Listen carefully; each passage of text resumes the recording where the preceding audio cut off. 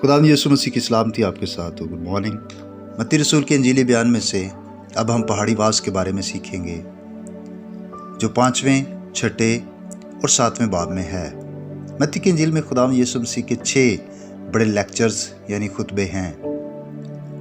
दूसरा 12 रसूलों को भेजते वक्त, जिसका जिक्र हमें 9वें बाब की 35वीं आयत से लेकर 11वें बाब की पहली आयत तक मिलता है। और फिर झील के किनारे जो तमसीलें, जिसका जिक्र हमें मत्ती 13वें बाब की पहली आयत से लेकर 52 आयत तक मिलता है। चौथा खुतबा फरोतनी पर है, जिसका जिक्र हमें 18वें बाब में मिलता है।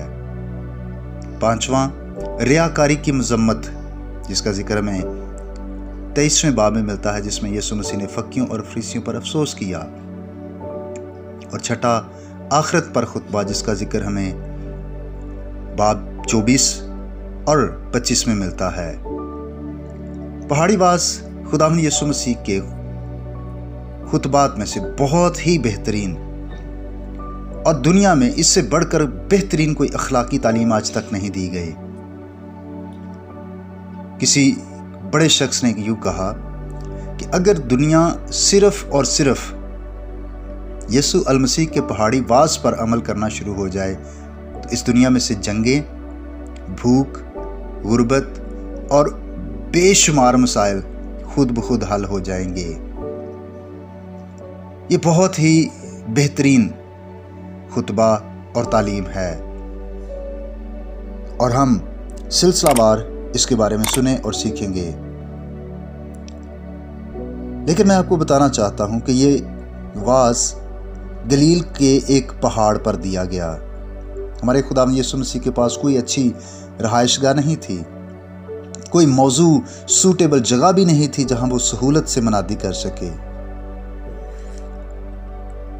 खुदावंद यीशु मसीह ने अगर वो बियाबान में गए वहां मनादी की, अगर वो पहाड़ पर, तो ये पहाड़ ही बेहतरीन पुलपट बन गया। और ये पहाड़ भी सयोन के मुकद्दस पहाड़ों में से नहीं, बल्कि एक आम पहाड़ था। इसे मसीह खुदा ने सिखाया कि खुदा की मर्जी है कि लोग हर जगह उसके सामने आएं और दुआ करें। मसीह खुदावंद का ये वास शरीयत की तशरीह भी है, और उसने ये वास एक पहाड़ पर सुनाया, क्योंकि शरीयत एक पहाड़ पर दी गई थी। लेकिन ज़रा फ़र्क पर भी गौर कीजिए।